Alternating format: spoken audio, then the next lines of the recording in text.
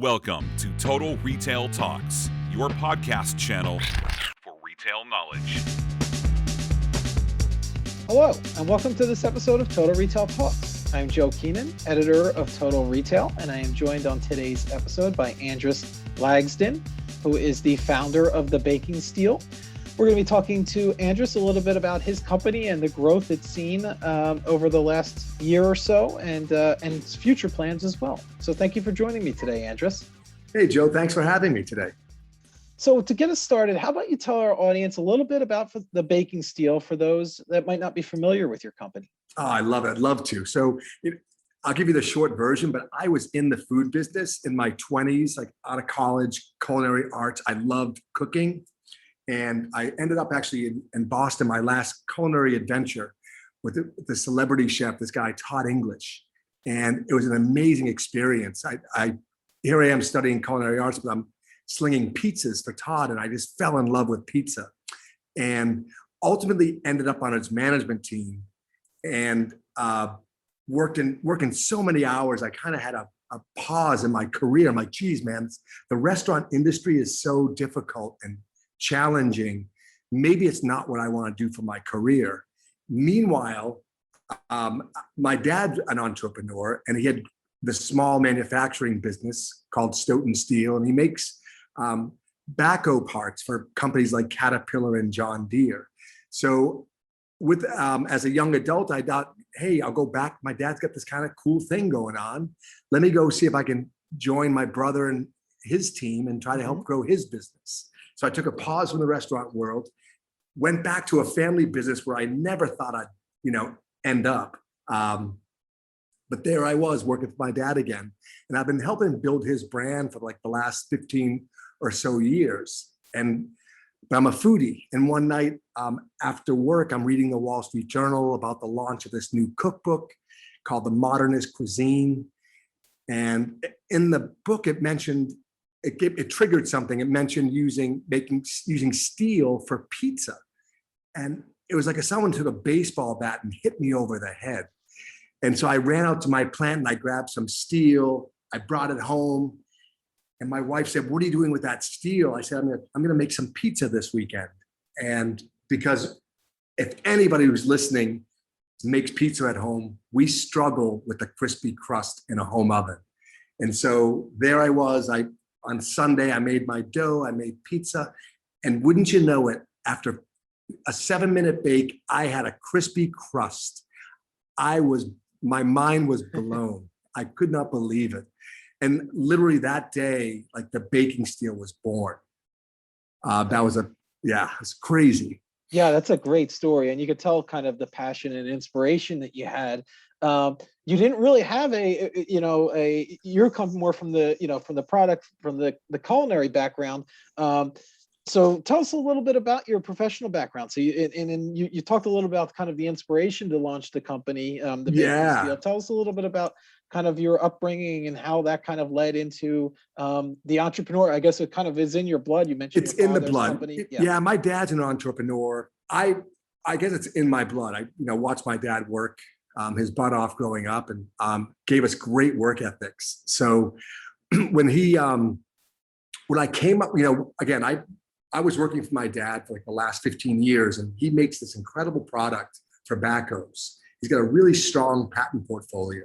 But with that said, our customer base was Caterpillar, John Deere, Volvo Construction, and it would literally drive me crazy that we would try to market our product, but you really kept running into walls because at the end of the day, we basically work for Caterpillar, if you follow me. Yeah, and there was really no room for branding or anything. I kept running into a wall. And in like 2006, before this whole thing started, I actually started an online business for my dad and his line of work called, it was FlipPad International, which you never would have heard of, but it was essentially a website that would sell my dad's product direct to consumer.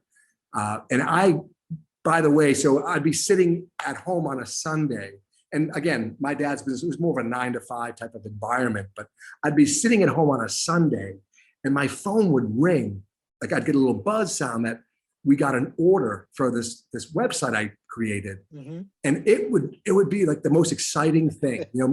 Meanwhile, we're doing $100,000 a week in revenue to the big guys, These but B2B companies, the B2B. But I would get a $300 order, and I was mesmerized by that. I was so fascinated that by doing, I guess, your work up front. And setting up your website and things, that people would actually see that and buy from us directly. I was just completely fascinated by that, and that kind of gave me the idea of going B2C would be such a really neat business model. Yeah, something that we have not done. So I was fascinated by that. Yeah, and the kind of the impact that you can have, which is interesting. Which leads me into kind of my next question, Andris, in terms of there's obviously the COVID-19 pandemic has impacted many industries, and some have fared better than others. And one of the things that we've seen is with people at home and not going out to restaurants, and people are cooking a lot more at home, and pizza is a food that obviously so many love. Tell us a little bit about what this COVID-19 pandemic, with more consumers at home and making their own meals, how's that kind of influenced the baking steels business? That's a great question too. It was about a year ago. I remember sitting down, or actually having a conversation with my accountant, and one, being a small business, I was concerned about being shut off from a manufacturing and whatever perspective, looking at my cash flow, right? That's the first thing we do, is we batten the hatches. How long can we make it? Versus being worried about the atmosphere that we were in. However, the other side of me said, okay, we're an e-commerce business. Our story and the product that we built is around, and I'm a firm believer in families sitting down together with having dinner together, cooking together. That's what we were all about anyway. And here we are with this pandemic, where we're kind of now forced into that situation where everyone's home. So I was kind of, be careful what you wish for, if you will. Super excited about the possibilities of our business heading into it. Once I realized, we had our ducks in a row, if you will, from a business point of view. Yeah, which it's a good segue into the next question. So, there's this opportunity at hand, essentially. Consumers are at home, they're making meals, they're eating meals with their family. So demand has increased for products such as the baking steel. Big time. So let's set aside the concerns you had probably about supply chain and making sure you had enough product. Let's talk a little about what you're thinking in terms of capturing that increased demand for product for these stay-at-home pizza chefs, let's call them. What are you thinking about in terms of marketing and trying to meet that demand and trying to get the kind of brand awareness out there for the baking steel? I think the first thing I did, like last March, was double down on everything I did. I mean, we were basically an e-commerce business anyway, putting out as much content as we could with our small team. And once that hit, I'm like, now is the best time that we could double down on, or triple down on everything that we're doing, which means let's post more often. Let's have a bigger outreach. Let's send more prototypes out to potential influencers. Let's put more recipes out. Literally all the channels between Facebook and Instagram, and a little bit of Twitter, and strengthening our YouTube video content, which was a challenge in itself, right? Because we couldn't get our video team in there to help us create the content. So we had to find different ways of maybe getting our editing done, or it was kind of comical. But I'm sending video out to editors in like Romania to help us edit down our videos so we could post that content up. It was pretty really interesting from that perspective. Have you built up a team? Is it primarily you? What's kind of the scope in terms of how much of a team do you have helping you with these? That's a great question. So I've got, again, and I could dial this back to when we started my business. I was being a B2C business. I didn't want to have a big team because I was nervous about cash flow. Yep. Sure. I wanted to do things a little differently than how I was doing them with my dad's group. And so I have a small team. I've got a few, like more 1099 employees. So I do have help. I have great people around me. Obviously my dad and my brother, who runs Stoughton Steel, produces our product. We're a customer of my dad's business now, which in fact, we grew to #1 last year. We surpassed Caterpillar as his #1 customer, which was pretty awesome. Yeah, that's great. And then I've got automated everything we could to make things simple, because I've got certain skills, but I got to have the right people in place. So I don't have, like, my accounting is offshore down in Memphis, Tennessee, of all places, right? And I've got some tech people out in Michigan. I've got Craig, who works directly with me full time. And I've got some other people and, has an expertise in, say, Facebook or Instagram that might help in certain areas as well. Yeah, and you have that product, obviously the expertise around the product and correct, and the content as well. As coming from a culinary background, obviously a lot of the content. That's what I love. That's what I love to do. Like, the more I can do, right, the better. The content. So, so most of your business, correct me if I'm wrong, is currently direct to consumer. More than 3/4 of it, I think. over 80% totally. Yeah. So this kind of last 12 months has presented even an opportunity to kind of even grow more in that direct to consumer sphere. Tell us a little bit about what you're doing to kind of grow that to become a fully 100% kind of D2C business. Well, it's almost evolving into that. It's interesting what's going on. A couple, the retail market obviously is from a shopping perspective has changed. Everything's kind of switching to online shopping right now, which is the space that we're in. So we can't even supply our wholesalers at this point. A couple of things are going on. One, material costs are really increased dramatically. So it's hard. My margin's taken a big hit as a result of that. Yeah. And from a wholesale perspective, it almost kind of taking a back seat, if you will. I can't supply my wholesalers because my margin's taken such a hit on a commerce basis. I can't really raise my prices with them anymore because they're going to get squeezed as well. So it's really interesting what's going on in that. And then the consumer behavior that we're seeing. So I imagine that's even further, the more shoppers that are going online first to buy kind of makes you want to strengthen your positioning there as well, I would imagine. Yeah, and there's like so many things, that there's so many levels. Yeah, you work so hard, right? Creating content to get people onto your site. You really dive in, and then you realize, okay, so you're finding every 10 people that come onto your site, maybe 2 of them, if you're lucky, 1.5 to 2 of them will purchase your product, right? So you're gonna say, okay, how can we improve that 1.5 to 1 3/4 or to 2 persons per 10? That's right, and that's where the challenge is once you get in there, how do you keep them there? How do you keep them interested in actually purchasing your product? Yeah, so let's talk a little bit then about your customers and the experience you're providing them. Maybe we can dig into that a little bit more in terms of what you're doing on site. To your point, getting them to the site is only half the battle. Then you got to convert them when you get there. Right. So what are you doing in terms of the site experience? Let's tackle that first. Now I might have another follow-up question there. Yeah, that's great. That's something, again, that's all new to me, right? I just think we put out a piece of content out, people just know what we do, but it's so much more than that. So we will create recipes, for example, a pizza dough recipe.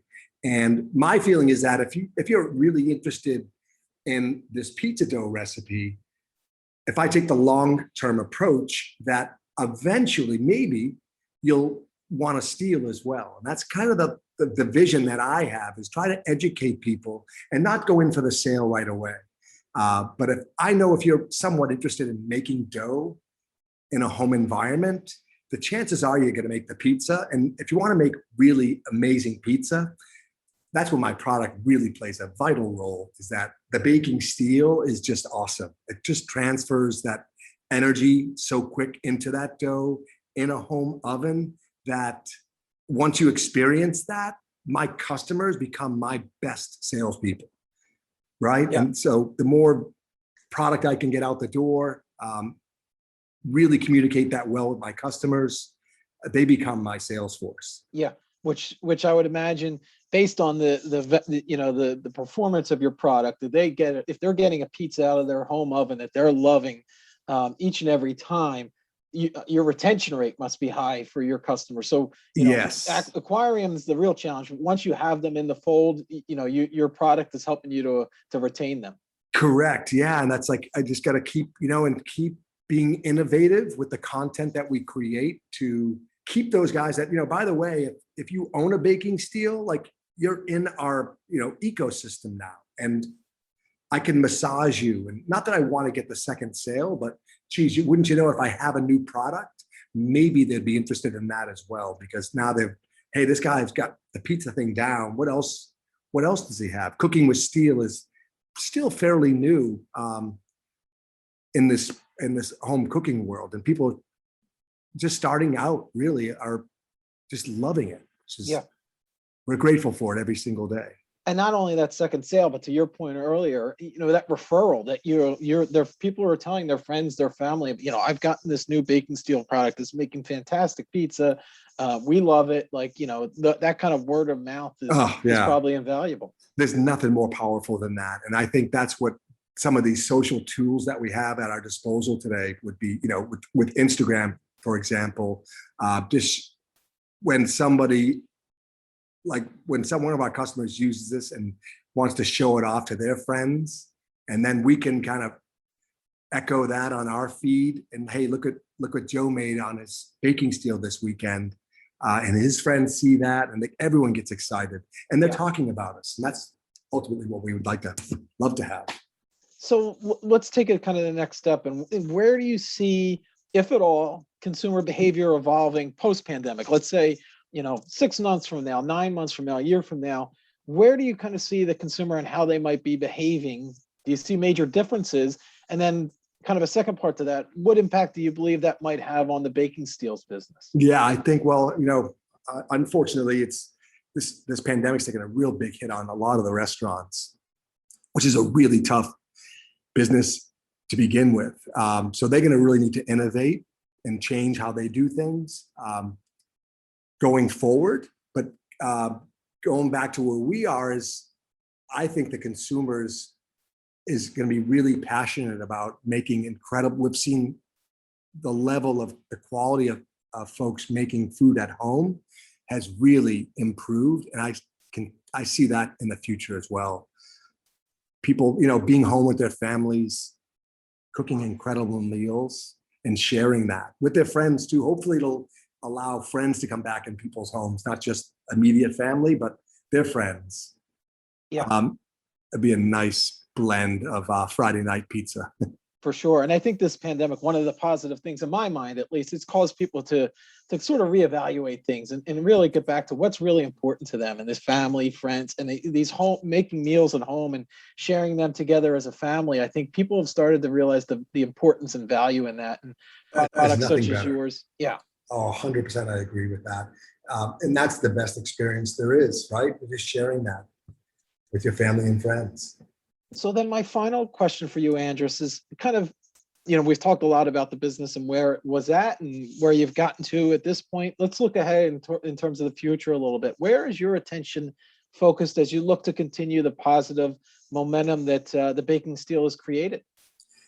Really want to emphasize with my team is just enhancing that customer experience with us. And that from response time to emails, to creating a better, more recipes for our customers to share, and sharing content that they create. Because again, it's amazing what we see product coming out of people's homes, just beautiful foods. And so we want to improve all of those experiences with our customer base. Great. Well, I think this has been a really enlightening and entertaining conversation. I want to take the opportunity to thank Andris Lagsdin of the Baking Steel for joining us on today's episode of Total Retail Talks. Thank you, Joe, for having me. It's been a blast. Thanks for listening. For more information on this podcast, please check out our podcast channel page at mytotalretail.com/podcast for show notes. Total Retail Talks is available on Apple Podcasts, Google Podcasts, Spotify, and Stitcher. Make sure to subscribe on our podcast channel page as well. If you've enjoyed this episode, please take a few moments to rate and review this podcast. Thanks, and until next time, this has been Total Retail Talks.